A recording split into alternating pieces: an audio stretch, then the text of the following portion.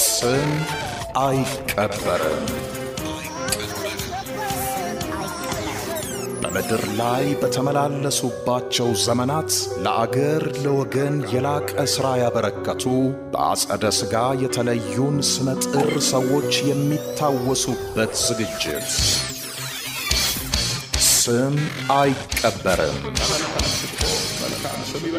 ሕያው ስማቸው ከነግብራቸው ይወደሳል ዘወትር ሮብ ከምሽቱ 3 እስከ 5 ሰዓት በእናንተው ሬዲዮ በሸገር ኤፍኤም 102.1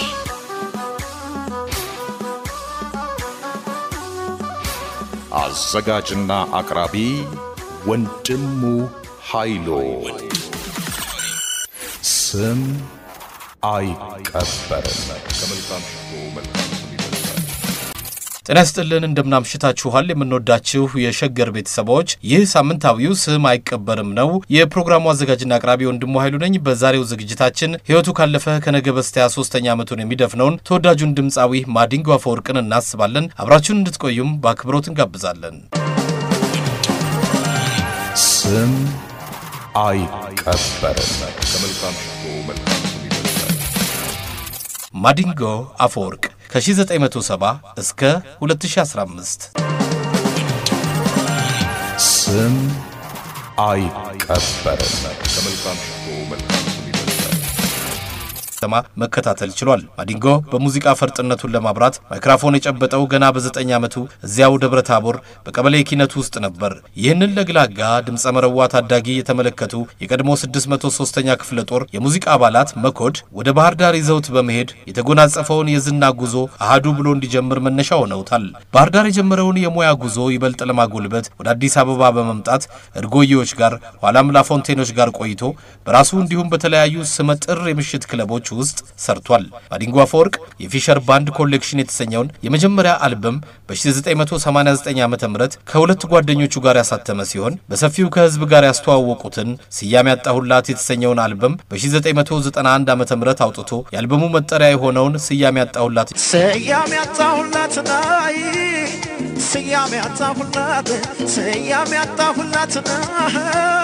አማነወይ ጎራው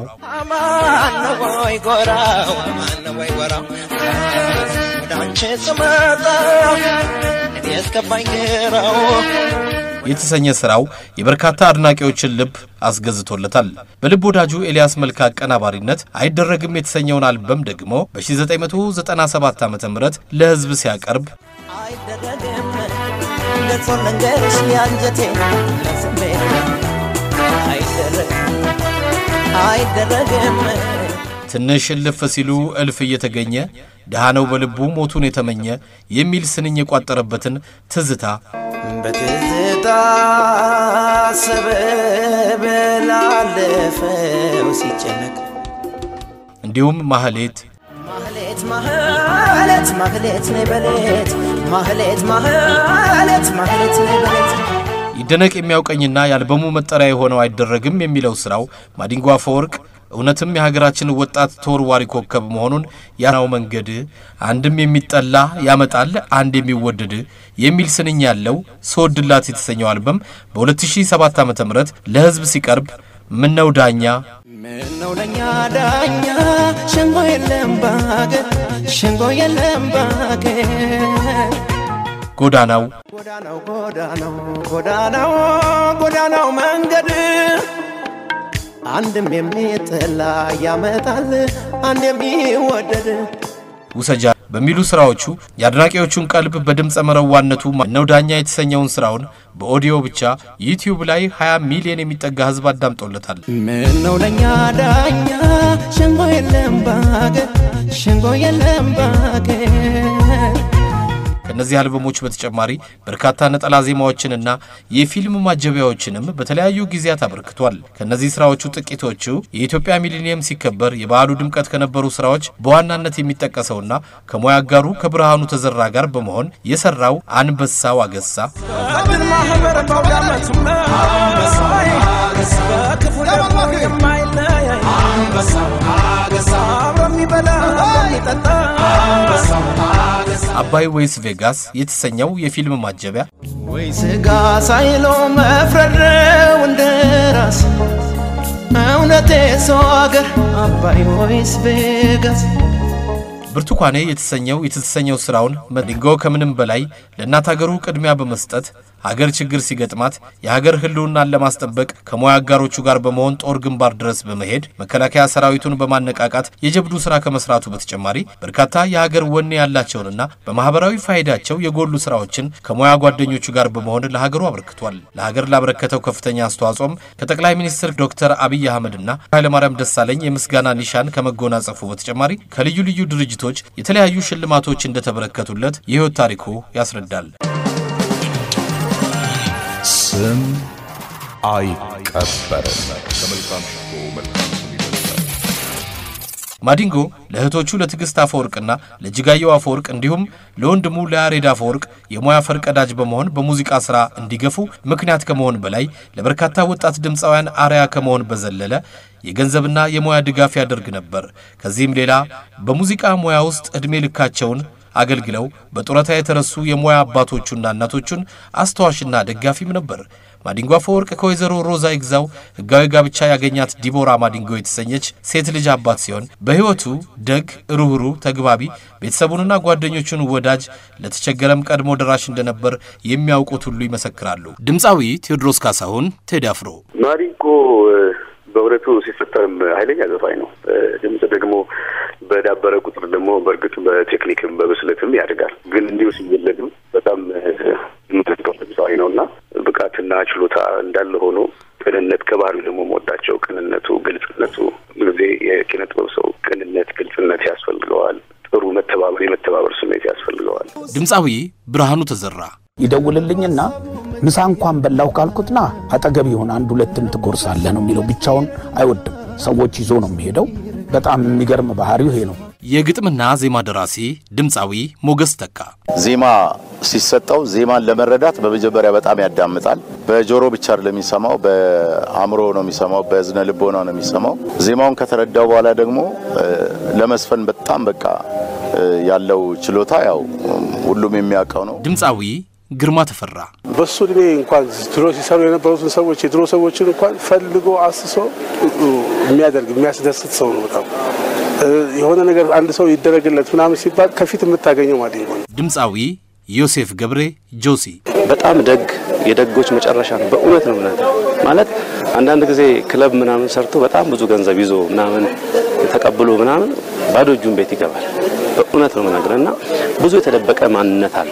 በጣም የሚገርም ስብዕና ነው ያለው። ማዲንጎ እኮ በሁለት ወር በሶስት ወር ውስጥ መኪና እየነዳ ከዚህ ጎንደር ድረስ እናቱ ጋር ለመመረቅ ቤተክርስቲያን ለመሳለም አረፍ ብሎ ከእናቶች ጋር አብሮ ከእናቱ ከቤተሰቦቹ ጋር አብሮ ለመኖር አብሮ ካደጉት ከቀዩ ሰዎች ልጆች ጋር የሚያሳልፈው ጊዜ ማናችንም የለንም። እኛ እሱ ጋር ያለ ስብዕናና በጣም የምናከብረው በጣም የምንወደው ወንድማችን ነውና ምን እንደምልህ አላውቅም ግን አፈሩን ቀለባ ያርግለት በአምላክ ቀኝ እንዲያኖረው ነው ወንድሜን ምለው። ማዲንጎ አፈወርቅ የተለያዩ የበጎ ስራዎች ላይ በመሳተፍ የብዙ ሰዎች ህይወት ላይ አዎንታዊ ተጽዕኖ ከማሳደሩ በተጨማሪ የሙዚቃ ባልደረቦቹ ችግር ሲገጥማቸው ከልመና ይልቅ እርስ በርስ የሚረዳዱበትን አራራይ የሙዚቀኞች መረዳጃ እድር እንዲቋቋም መስራች አባል በመሆን የበኩሉን ሚና ተጫውቷል። ከዚህ ዓለም በሞት ቢለይም ባበረከታቸው ስራዎች ሁሌም ይታወሳል። ማዲንጎ አፈወርቅ ስም አይቀበርም። ማዲንጎ አፈወርቅን እያሰብን ነው። የሙዚቃ ባለሙያው ሰርጸ ፍሬ ስብሐት በአንድ ወቅት መድብለ ቅኝት ማዲንጎ አፈወርቅ ብሎ ጽፎ ነበር። ስለ ማዲንጎ ሰርጸ ፍሬ ስብሐት እዚህ ጋር የሚነግረንን አዳምጡ። ስለ መድብለ ቅኝት ምን ላይ የጻፍከው ነበር? ይህንንስ አባባል ልትጠቀም የቻልከው ከምን በመነሳት ነው? በጣም አመሰግናለሁ ወንድሙ ስለጋበዝከኝ። በቅድሚያም በዚህ ዝግጅት ላይ ይሄን ታላቅ ድምፃዊ ለመዘከር ለማስታወስ ይሄ ዝግጅት ስለሚዘጋጅም በጣም ተገቢነት ያለውና የሚመሰገን ተግባር ነው የሚለውን መግለጽ ፈልጋለሁ። በቅድሚያ ከምላሽ ያስቀድሜ መድብለ ቅኝት የሚለውን ርዕስ ሰጥቼ የጻፍኩት ጽሁፍ የወጣው በ2000 ዓመተ ምህረት ሚሊኒየሙ እንደገባ ከጥቅምት ወር ጀምሮ ትታተም የነበረች ለአንድ ለሁለት ዓመታት ቆይታለች። አዲስ ነገር የምትባል ጋዜጣ ነበረች። አዲስ ነገር ጋዜጣ በጣም ትልቅ ተነባቢነት የነበራት ጋዜጣ ነች። ብዙ አድማጮች የሚያስታውሷት ይመስለኛል። እና በየሳምንቱ የሙዚቃ አምድ ነበረኝ እኔ እዛ ላይ የምጽፈው። አንዱ አምድ ላይ የመረጥኩት የማዲንጎ አፈወርቅን 1998 ዓመተ ምህረት አቅርቦት የነበረውን አልበም ነው። እሱን አልበም በተመለከተ ዝርዝር ሪቪው ለመስራት ሞከርኩኝና አጠቃላይ የአልበሙ ባህሪ ሳየው ማዲንጎ በብዙ የሙዚቃ ቅኝቶች ውስጥ በጣም የተካነ ሰው ሆኖ ነው ያገኘሁት። ክህሎቱ መቼም ማንም ሰው የሚያውቀው ነው። እንደገና የሞከራቸው ቅኝቶች በሙሉ በርከት ስለሚሉ ብዙ ጊዜ ድምፃውያን አንድ ፖፑላር ቅኝት ካገኙ በሱ ብዙ ዜማዎችን የመጫወት ልማድ አላቸውና ከዚህ ትንሽ አገር ባለ መልኩ ግን ማዲንጎ ኦልሞስት ምን ልበልህ በዚህ በሰሜናዊው የኢትዮጵያ ሙዚቃ ውስጥ የሚታወቁትን ቅኝቶች ብዙዎቹን በጣም በግሩም ሁኔታ ተጫውቷቸዋል። በዚህኛው አልበሙ እኔ ሪቫይዝ ባደረኩት ወይም ቅኝት ባካሄድኩበት ሂስ በሰራውበት አልበም ብቻ ሳይሆን ከዛም ቀደም ብሎ የመጀመሪያ አልበሙም ላይ እንደዚሁ ቅኝቶችን ደፈር ብሎ የመጫወት ጠባይና ባህሪ ስላለው በዛ ምክንያት ነው ያንን ስያሜ ይገባዋል ብዬ የሰጠሁት። 2000 ዓመተ ምህረት ላይ የታተመ ጽሁፍ ነው። ከዛስ በኋላ ግን ማዲንጎ በሰራቸው ስራዎች በዛው በመድብለ ቅኝት ውስጥ ነው ያገኘው። ማዲንጎ በጣም ጎበዝ የድምጽ ሬንጁም በጣም ከፍተኛ ስፋት የነበረው ስለነበር ማንም ሰው እንደሚያውቀው እንደገናም ደግሞ ይዟቸው የወጣቸው ድምጻውያን በተለይ እንደ ሁለቱም በጠቅስልህ አንደኛው የኤልያስ ተባባልን የድምጽ ጉልበት በጣም ወስዶታል። ለዛውንም እሱ ድምጽ ውስጥ ተሰማዋለህ። እንደገና ደግሞ የኤፍሬምን ዜማ የማስታመም ጠባይ ሁለቱን አዋህዶ የያዘ ልጅ ነው ማዲንጎ ራሱና እነዚህም ሁለቱንም ድምጻውያን ያያቸው እንደሆነ ለቅኝት በጣም የተሰጡ ድምጻውያን ናቸው እና በእነሱ መውጣቱም ይመስለኛል እስከ መጨረሻ ላይ እስከሰራው አልበሙ ድረስ ቅኝት ነገሮችን እጅግ በጣም ይወዳል። እነሱንም አርቲኩሌት ማድረግ ቅኝቱን ራሱን ነክቶ መጫወትና እዛ ቅኝት ላይ አርቲኩሌት አድርጎ ማዜም በጣም የሚለያዩ ነገሮች ናቸው። በጣም አርቲኩሌት አድራጊ ነው ማዲንጎ። በዛ የተነሳ ነው ያንን የሰጠሁት። ልክ ነው ደግሞ እስከ መጨረሻው ድረስ እንደዛ የቀጠለ ድምጻዊ ነበር። አንዳንድ ሰዎች እንደዚህ ያለውን ክሎት በተፈጥሮ ይቸሩታል ሲባል እንሰማለን። አንዳንዱም በልምምድ ያመጣዋል ፍቅሩ ካለው የሙዚቃው ፍቅር ካለው ይባላልና ማዲንጎ ተፈጥሮ ለዚህ ነው የምትለው ወይስ እንደው በሂደት ወደዚህ አይነት ብቃት የደረሰ ሰው ነው? እንግዲህ የመጀመሪያ አልበሙ አማን ነው ወይ ጎራው የሚለው አልበሙ በጣም ፕሮፌሽናል ሰው የሰራው የሚመስል አልበም ነው። የዛ ጊዜ እድሜው እርግጠኛ ነኝ 10ዎቹ ውስጥ ነው። በጣም ትንሽ ልጅ ሆኖ ነው የሰራው። ወደ 20 ዓመት እንኳን የተጠጋ አይመስለኝም። እንግዲህ አንድ ሰው ገና የመጀመሪያ አልበሙ ላይ በዚህ አይነት ክህሎት ከመጣ በቃ ለዚህ ተፈጥሮ ነበር ማለት ነው። አንድም በቪዲዮ የተሰራ በጣም ልጅ ሆኖ ወታደሮች መሃል ላይ ሆኖ ሲጫወት የነበረች አንዲት የ12 ዓመት ወይ የ13 ዓመት ልጅ ይሆናል የዛ ጊዜ የተጫወተውን ቪዲዮ ደግሞ አየሁ። በጣም ነው የደነቀኝ። በቃ ይሄ ልጅ ለዚህ ሙያ ነበር የተፈጠረው። ደግሞ አዝማሪዎችን እየሰማሁ ነው ያደግኩት ብሎኛል። በጣም አዝማሪዎችን ሳዳምጥ ነው እከተላቸዋለሁ። ሰርግ ላይ ሲጫወቱ እንዳጅቡኛ አድርጌ እኔም አብሬያቸው እጫወት ነበር ብሎኛል። እና በጣም ለዚህ ነገር እሱም ራሱን አዘጋጅቷል። ተፈጥሮም ደግሞ እንደገና ምሉ አርጋ ፈጥራው ነበር። የእውነት ምንም ያመጣለት ድምጻዊ ነበር ማዲንጎ አፈወርቅ። ለኢትዮጵያ ሙዚቃ አበረከተ የምትለው አስተዋጽኦ እንዴት ነው የሚገለጸው? አሁን ይህ ስም አይቀበርም ነውና ፕሮግራሙ የሱን አሻራ እንዴት ነው መግለጽ የምንችለው? ማዲንጎ እንግዲህ አንድ ራሱን የቻለ ቆንጆ የአዘፋፈን ቴክኒኮችን ለተከታዩ ትውልድ አውርሷል ብዬ አምናለሁ። ይሄን የምልበት ምክንያት አሁን ዝም ብለኝ የኢትዮጵያን አይዶል ውድድሮች እስካሁን ድረስ ያሉትን ባላገሩንም ለፋና ላምሮትንም ሌሎቹንም ብታይ በርከት ያሉት ድምጻውያን የሱን ስራዎች ይጫወታሉ። ሁልጊዜ እንደ ድምጽ ማሟሻም የሚጠቀሙበት ነው የማዲንጎ የድምጽ አጫዋወት። እንግዲህ ይሄ አንዱ ተጽዕኖ በጎ ተጽዕኖ ማለት እንደ ቮካብለሪ የሱ ድምጽ አገልግሏል ብዬ እንዳስብ ለሌሎች ድምጻውያን ተሸጋግሯል ብዬ እንዳስብ ያደርገኛል። ይሄ እንግዲህ በድምጻዊነቱ በኢንተርፕሬተርነቱ ያመጣው ለኢትዮጵያ ሙዚቃ ያበረከተው እንደገና ደግሞ ትውልድ ላይ አሻራውን ትቶ ያለፈበት ተጽዕኖ ነው ብዬ አምናለሁ። ተጨማሪ ግን የቀረጻቸው ቅኝቶች በሙዚቃ ቅጂ ያስቀራቸው ቅኝቶች ብዙ ጊዜ የሚሳኩ የሙዚቃ ቅኝቶች አይደሉም። ስለዚህ እነዚህን ብቻ እንኳን ቁጭ ብሎ የሚያዳምጥ ሰው ስለ ኢትዮጵያ ቅኝት ሙሉ አረዳድ ይኖረዋል ብዬ አስባለሁ እና እንደዚህ አይነት ስራዎችን እንደዚህ አይነት ዘመናዊ ሽሬ ዜማዎችን ቀርጾ ማለፍ ራሱ አንድ ትልቅ አስተዋጽኦ ነውና ኢትዮጵያ ሙዚቃ ላይ የማይሰረዝ ትልቅ አሻራ አስቀምጧል ያምናለሁ። ሌሎች ድምጻውያን እንዲህ ብቃታቸውን ጠብቀው እንዲዘልቁ ምንድነው ሰርጹ የምትመክረው አንተ? ብዙ ነገሮች አሉ። አንደኛው ሁልጊዜ ከልምምድ አለመራቅ። አሁን ማዲንጎ ከስቴጅ የማይርቅ ሰው ነበር። ሁሉ ቀን ስራ ላይ ነው ያለው። የክለብ ስራ ላይ ሁልጊዜ ያለ እንደገናም የመድረክ ስራዎችን በጣም በከፍተኛ ብቃት የሚጫወት ሰው ነውና ሁልጊዜ ልምምድ ላይ መሆኑ በጣም ረድቶታል ብዬ አምናለሁ። ሁለተኛ ማዲንጎ በጣም ዜማ አድማጭ ነው። ረጅም ሰዓት ዜማ ያዳምጣል። በተለይ የቀደሙትን የሰባዎቹን የነ ሙሉቀን መለሰን፣ የነ ኤፍሬም ታምሩን፣ የቴዎድሮስ ታደሰን፣ የጥላሁንን እነዚህን ስራዎች በጣም ቁጭ ብሎ ያዳምጣል። አንደኛው በማዳመጥ ውስጥ ራስን የመቃኘት በማዳመጥ ውስጥ እንደገና እነዛን ፕራክቲስ በማድረግ አንድ ደረጃ የመሻገር እድል ይገኛልና ድምጻውያን አንዳንድ ጊዜ አሁን ዜማን ደፈር ብሎ የመፈለግና ዜማ ላይ ፕራክቲስ የማድረግ ነገር ትንሽ ቀነስ እያለ እየመጣ ያዋለው እዚህ ዘመን ላይና ይሄ መሆን የለበትም። የኢትዮጵያ ሙዚቃም በባህሪው ዜመኛ ነው። ዜማ ያጠቃዋል የበለጠ እና የዜማ ባህሪው ላይ ትኩረት ያደረገ ልምምድ በጣም ቢደረግ ደስ ይለኛል። ከሱ ሊወረስ የሚገባው ትልቁ ልምድ ከማዲንጎ ይሄን ዜማን በጣም አተኩሮ የማጥናትና የመጫወት አሁን ትዝታውን ብቻ እንኳን እኮ ከፍተህ ብታዳምጠው መጀመሪያ በጊታ መሳይ ድምጽ ይጫወታል። ከዛ ቀጥሎ በመስፍን ኃይሌ ድምጽ ይጫወታል። ከዛ በኋላ ደግሞ እንዳዋጋኝ ደግሞ ካሳ ተሰማ ድምጽ ይጫወታል። ምን ያህል እንግዲህ ኢሚቴትም የማድረግ ፖቴንሻሉንም ጭምር በጣም እናየዋለን የማዲንጎን። ይሄ እኔ ከረጅም ልምምድ ከፕራክቲስ የሚመጣና ከድምጽ መሰጠት የሚመጣ ነገር ነው።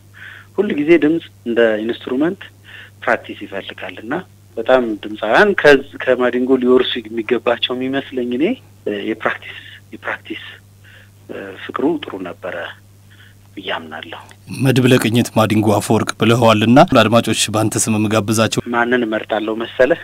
ወደ መጀመሪያ አልበሙ ልሄድብህ ነው። እሺ አማን ነው ወይ ጎራው በጣም ኃይለኛ ስራ ነው።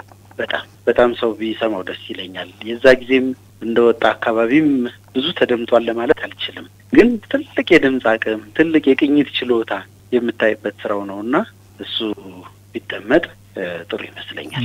በጣም አመሰግናለሁ የሙዚቃ ባለሙያ ሰርጸ ፍሬ ስብሐት ስለሰጠህን ሐሳብ። የተባረከ ምሽት ይሁንልህ ወንድሜ። በጣም አመሰግናለሁ ወንድሜ።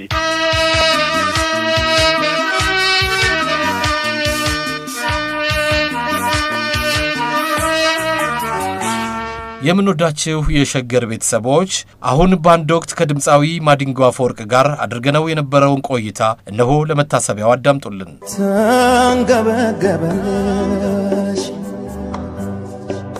አረረልሽ አመሰግናለሁ። እንኳን በሰላም መጣህ ማዲንጎ። እንኳን በሰላም ቆየኝ። እንግዲህ እኛ የእናንተን ሙዚቃዎች እናጣጥማለን፣ ለአድማጮቻችንም እንጋብዛለን። አንተ ስለ ሸገር ሬዲዮ ምንድነው የምትናገረው? እንዴት ነው የምታዳምጡን ሙዚቀኞችስ? ሸገር ሬዲዮ ብፌ ነው ብለው ይሻለኛል።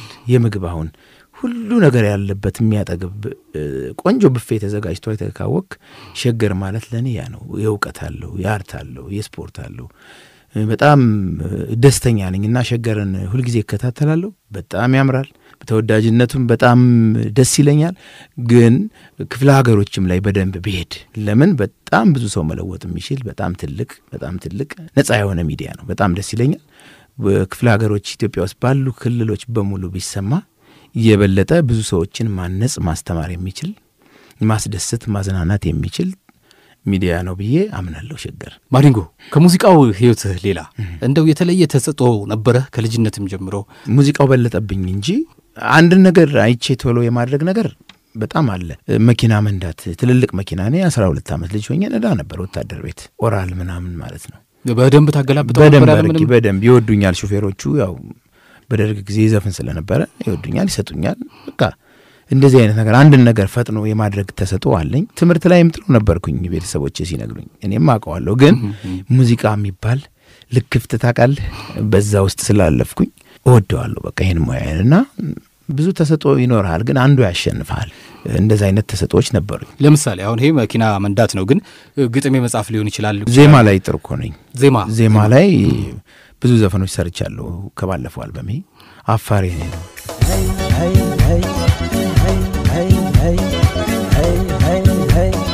አባይስ ቬጋስ የኔ ነው ወይ ስጋ ሳይሎ መፍረደው እንደራስ እውነቴ ሰው አገር አባይ ወይስ ቬጋስ አንቺ ቆንጆ ከመነሻው እኛ የሆነ እድለኛ የሚል ለበላይ ዘለቀ የዘፈንኩት የኔ ነው ጎጃም ላይ ቢጠቀስም ስሙ ኢትዮጵያን አትልሙ አንበሳው አገሳ ዜማ የኔ ነው ሰላም ያገርሰው እንደው ያገርሰው አንድ ማን ገበታ ያገርሰው አብሮ የሚቆርሰው ዜማ ላይ ተሰጥቷልኝ ግጥም ላይ ግን ብዙ አይደለም ወደ ዜማም ወደ ግጥምም ስንመጣ አንድ ሙዚቃ ላይ ማህሌት አለች ማህሌት ጸጋዬ ደቦጭ ስራ ነች ስለ ማህሌት ነግሮ ያውቃል እሱ ዜማውን የሰራው አበበ ብርሃኔ ነው ግጥሙን ጸጋዬ ደቦጭ ነው ማህሌት ከቤተ ክህነት ጋር የሚገናኝ ነገር ነው ልጅቷንም ውስጡ ታረጋለ መቼም የአርት ትልቁ ሚስጥር እኮ ድብቅ ሆኖ ማማሩ ነው ውበቱ ነውና ቅኔ ማህሌት የሚባል አለ ቤተ ክርስቲያን ውስጥ ከሱ ጋር አገናኝቶ ወረው ግም ሲል ቀሰቀሰኝ በሌት ማህሌት ነኝ በሌት በጣም አሪፍ አጻጻፍ ነው የሰራው ከዛ ውጪ ደግሞ ማህሌት የምትባልም ልጅ አለች ውስጡ እና ባንድ ድንጋይ ሁለት ወፍ የሚባል ነገር ታውቃለህ እንደዛ አድርገን የገለጽነው ተወዳጅም ነበር ማህሌት ናፋልሽ ያገላሽ ማህሌት ወረቦ ገማ ሲል ቀሰቀሰኝ ጸጋዬ ደቦጭ እንግዲህ ከኢትዮጵያ ሙዚቃ ጋር ሁሉ ጊዜ ስም ይነሳል ማህሌት እንግዲህ የጸጋዬ ደቦጭ ልጅ ነች ሴት ከሆነች ማህሌት ሆናለች ተብሎ ነበር የተገመተው በእርግጥም ያው ሴት ሆናለች እና በሷን የሰራውት ደስ የሚል ነገር ነው ግን ልጅ ብቻ ቋት መስልም እዛ ድርሰት ውስጥ የዜማ ማህሌት የቤተ ክህነት ስርዓቱ ምናምን አለ እንግዲህ ስሙም ኩር ድራይቭ ያደረገው ከዛ ነው ከማህሌት ያሬድ ነው እንደውም እዛ ላይ ትልቅ አጥንት ነገር ቀርቷል ልብ ያስታውሳታለኝ ነዜማ ዋዜማ ነበር ዋዜማ ማለት ማህሌት ያሬድ እንደ ነገ ዜማ ሊያገኝ እንደ ዛሬ ልቡ ለዜማ ረሃብ የተንቀለቀለበት ስሜት ነበር እና ዋዜማ ሲል ነው በማግስቱ የተገኘለት ዜማ ያገኘው እና ዋዜማ የሚለው ነገር ከዛ ነው የመጣው እና ያችን ነገር መናገር ምንችልበት ቀዳዳ ለመክፈት ነበር በሁለተኛ ደረጃ ማህሌትም ከመወለጃዋ ዋዜማ ነበር አካባቢ ነው ዋዜማው ነበር እና ከዛ አንፃር እንግዲህ ድርሰት ምን አለው አነካኪ ነገር መሆን አለበት ድርሰት ዋና መሳሪያው እንግዲህ ትልቁ ብዕር መጻፊያው አይደለም ብዕሩን ለመርገጥ የሚያደርገው ሰበብ ነው በሰበብ ውስጥ ብዙ ቦታ ተወራለ እንደውም ዘፈኖቻችን በደቂቃ ይወሰናሉ እንጂ ምን ነሳበት ርዕሶች አንዳንድ ጊዜ ሰዓት ላይ በቃቸው ይችላል ያው ዘፈን ግን በደቂቃ ይወሰናል ከዚህ ያውጣንና የልባችን ምን ገልጽበት ረዘም ያለ የሙዚክ ቨርዥን የሚሰራበት እንትን አድርሶን ለማየት ያብቃንና ወደፊት እነ ቴምፕቴሽን 26 ደቂቃ ከ30 ሰከንድ ሙዚቃ አድርሰዋል እነ ማስተርፒስም ብንወስድ እነ ቴምፕቴሽን 14 ደቂቃ ከምናምን ያም ከነ ሙዚክ ቨርዝ እኛ ግን በሰዓት ወስነን ነው የምንሰራው በዛች ሰዓት ውስጥ እንግዲህ አንድ መጽሐፍ ኢንስፓየር ማድረጊያ ብቻ ሳይሆን 2-3 መጽሐፍ ኢንስፓየር ማድረጊያ ሐሳቦች መቅረብ ይችላሉ በዘፈን ውስጥ መኖርም ቢኖሩ በጣም አስፈላጊ ነገር ነው ግን በዛ ውስጥ አንጨርሰውም ሰዓት ይገድበናል እና ጨርሶ ነጻነት የለም ማለት ነው ለማለት ተፈልገው እና ከሰዓቱ አቅጣጫ እና እንግዲህ እዛ ውስጥ ይሄ ያንተ አካሄድ ያስፈልጋል ያንተ እንዴት ማንሸራተቻ ለምሳሌ በር ላይ ውሃ ይከማች እንደሆነ ያ ውሃ ቤት አቅጣጫ መሄድ ነው ያለበት ምናምን ብለ እንደ መሐንዲስ ቦይ ስትቀድለት እንዴት ነው ቦዩ ተመልሶ ወደዚህ የሚያመጣ ነው ወይስ በዛ በኩል ብዙ መንገድ ያወጣል በዛው አጋጣሚ እንደመስሎ ምለት ከተቀመ ምናምን ተብሎ ብዙ ነገር ቢታሰብበት ነው ድርሰትም እንደዛ ነው መሄድ ያለበት እግረ መንገዱም ብዙ ነገር መንካት አለበት ማህሌትን ሰው ሲጠራበት ብንሰማ ማህሌት መነሻ አለው ማህሌት ስንል ማህሌት የሚቆምበት ሰዓት አለ ያ ነገር ትዝ ሊለን ይገባል ብቻ ያው በእኔ አቅም መቼ የሚገለጻል ማለት አይደለም ግን የተሞከረው ያ ነው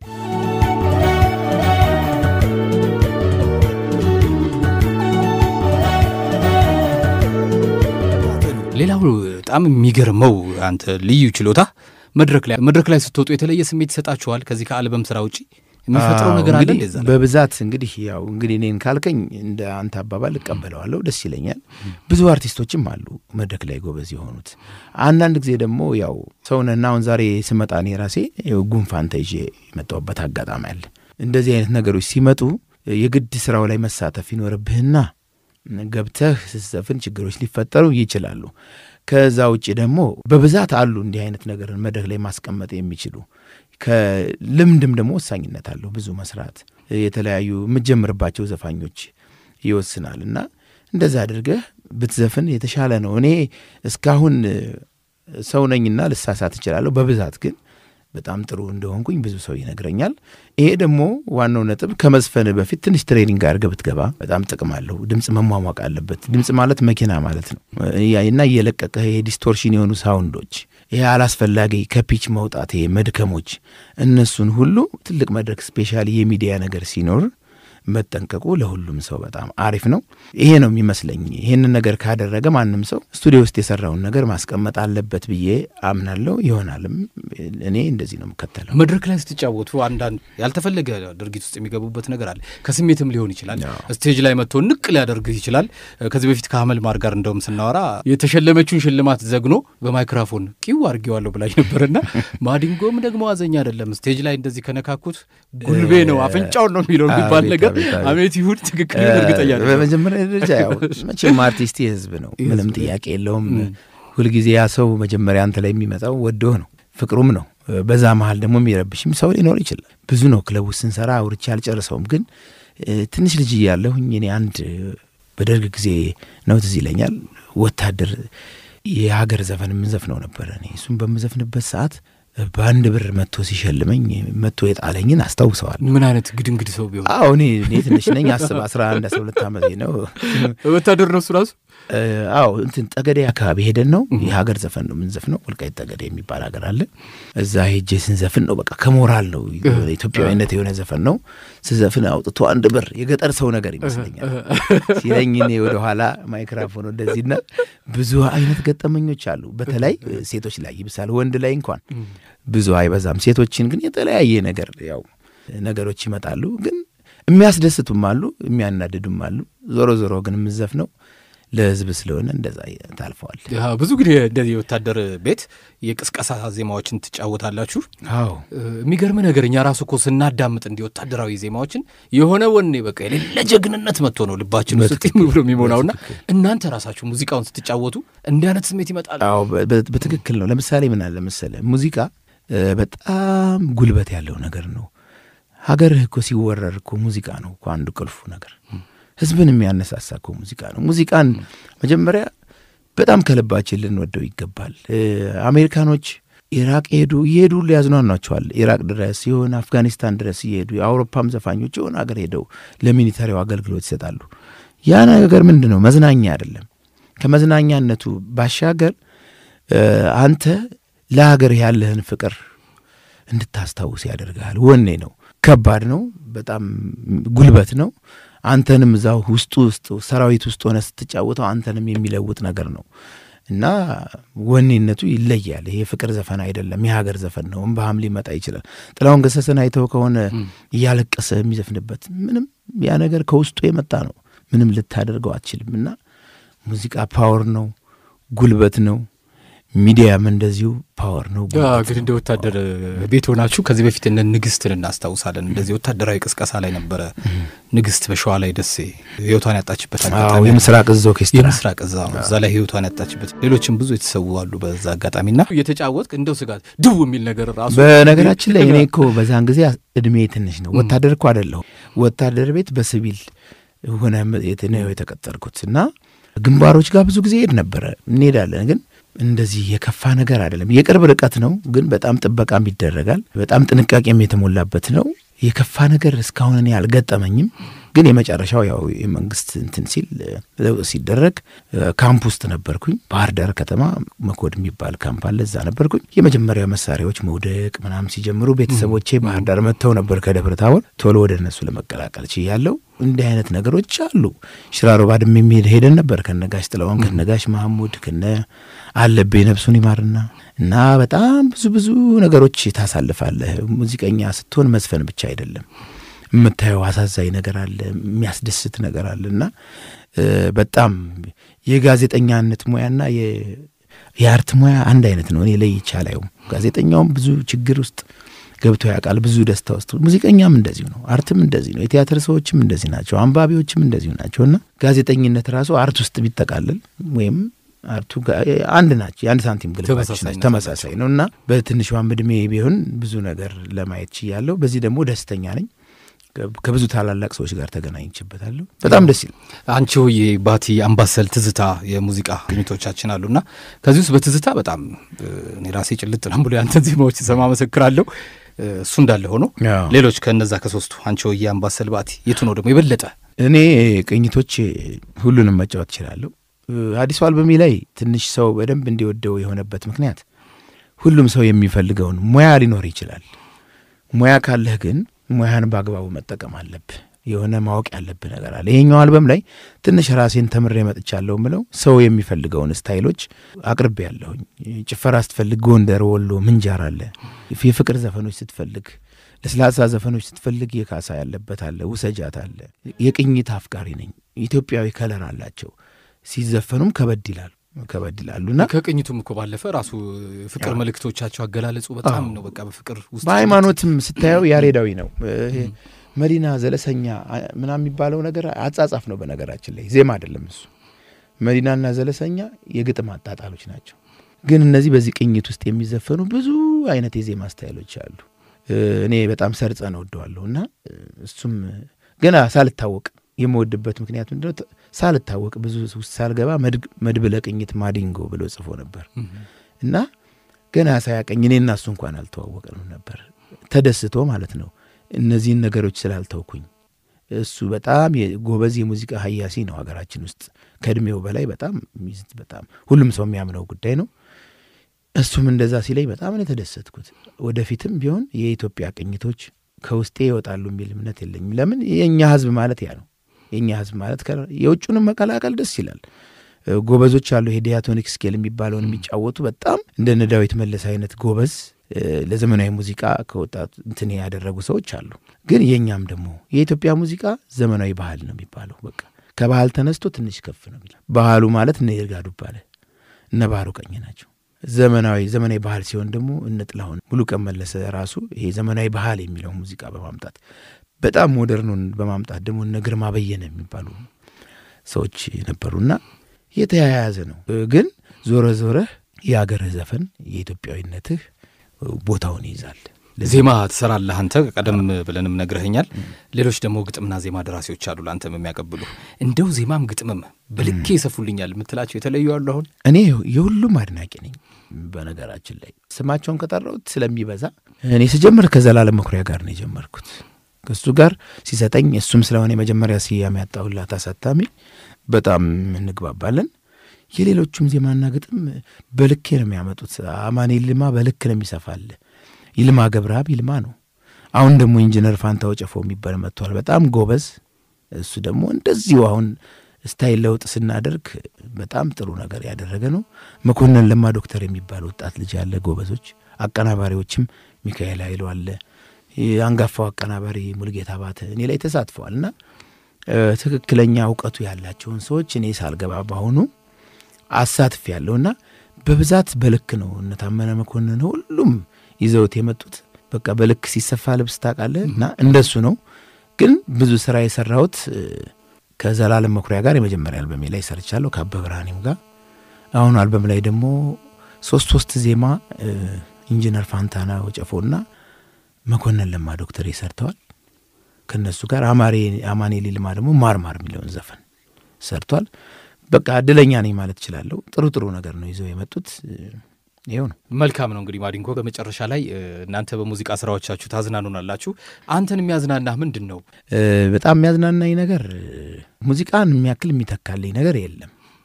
ከዛ በመቀጠል ደግሞ ከከተማ መውጣት ድራይቭ እያደረጉ ሀገሮችን ማየት በጣም ወዳለሁ። ለኳስም ጥሩ ስሜት አለኝ።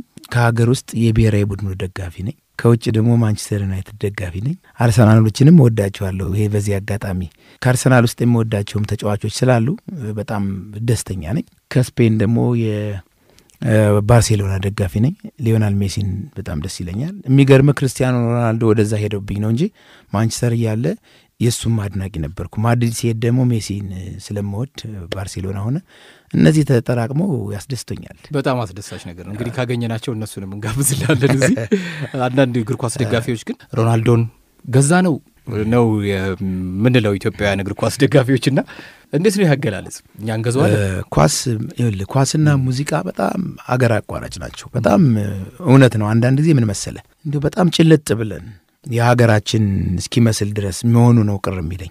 እንደ መዝናኛ ማየቱ ነው የሚመረጠው። ብዙ ሰው ራሱን ህይወት እኔ ሲጣሉ ያየውም ሰው አለ እና እሱ ያሳዝናል። አንደኛኛ ኢትዮጵያውያኖች ነን እንጂ እንግሊዞች አይደለን። በዚህ ላይ ትልቅ ህዝቦች ነን፣ በቅኝ ግዛት ያልተገዛን፣ ከማንም የሚለየን በኩራት የምንናገረው ህዝቦች ነን እኛ እና እንደ መዝናኛ ቢታይ ልክ እንደኛ ዘፈን ቢታይ እንደ ሙዚቃ ቢታይ በጣም ደስ ይላል። ለዚህ ኩራታችን ቴዎድሮስን እንጋብዝ በደስታ። የኛ ህዝብ ግን በቃ ከጀግንነቱ ጀምሮ ከአገሬና አትንኩብኝ አይነት ጀምሮ የሚያሳዝን በማሲንቆ በከራር ነካሳ ተሰማ ለማለባቡሩ እየዘፈኑ ነው ሄዱትና ካልቸራችን ኔቸራችን ራሱ እንደዚህ እንባንባ የሚያስብል ዘፈን እንወዳለን። አዎ ህዝቡ የሚፈልገው ነው መስጠት የሚያስፈልገው ወይስ ለህዝቡ የሚያስፈልገው? ሁለቱንም ማቅረብ አዎ መሰለ የምትወዳት ልጅ ስትለይ ማዘን አይቀርም። በዛ በዘፈን ትይዘዋለህ። ይሄ ግድ ነው። ሲደሰት ደግሞ ታስጨፍረዋል። ረሃብ ቢመጣ ማዘን አለብህ እና ሙዚቃ ጉልበት ነው ብዬ ቅድም የተናገርኩት ለዚህ ነው። ስለዚህ የኛ ደግሞ ኔቸራችን በእንደዚህ አይነት ውስጥ ያለፈ ነው። የሀገራዊ በሆነ ነገር ያለፈ ስለሆነ ጀግንነት ራሱ እኮ እንባንባ ያስብላል። አዎ ግን አሁን ያስቲራወቀን አይዞን የሚለው ዘፈን በጣም ደስ ይላል። ነገር እኮ ችግሩ ቢኖርም በርታ እንወጣዋለን አይለት የሚል መንፈስ አለ። አዎ በሷ ምን አለ መሰለ የማይለቁ ነገሮች ናቸው። እኔማ ምን መሰለ ይሄ ከእድገትም ጋር የሚያረፉ ነገሮች እኮ አሉ። ከእድገትህ ጋር ይሄ የምታዝነው ከእድገት አብሮ ሲመጣ እየለቀቀ የአሜሪካኖች ዘፈን እኮ በፊት እኮ ችግር ላይ ያሉ እኮ ዘፈናቸው የሚያሳዝንም ነበረኩ። በኋላ ነው ራሳቸውን በደንብ ያደጉ ሲመጡ እንትን የጭፈራ ዘፈን ሪትሞች የበዛበት ነው መስማት የጀመሩት። ግን መሰረታቸው ግን ያ ነው። ምክንያት ይኖራቸዋል። እነሱ እንደውም እኮ ስለጨፈሩ ሳይሆን አንዳንዴ ለአመጽ ለምናምን የሚጠቀሙበት አለ። አሁን ሰንሰለት አስሮ ምናምን ነገር የሚዘፍናቸው እሱ ብዙ ነው ያለው። ብቻ ሙዚቃ በጣም እንዲህ ነው ብለህ አንድ ቦታ ላይ ማስቀመጥ ትንሽ ጥልቅ ነው፣ ይከብዳል። በጣም አመሰግናለሁ ከኔ ወዳጄ። እሺ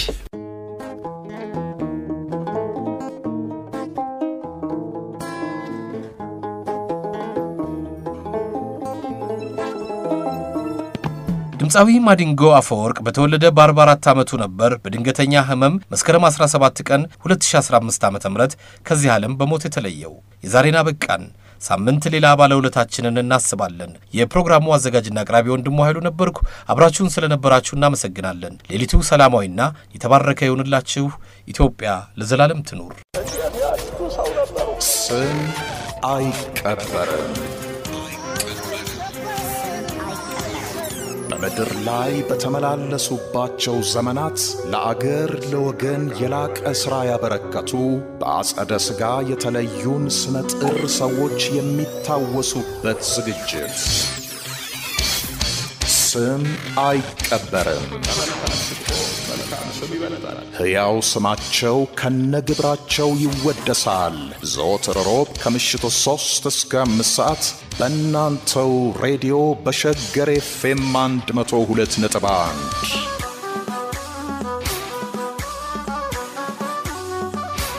አዘጋጅና አቅራቢ ወንድሙ ኃይሉ። ስም አይቀበርም።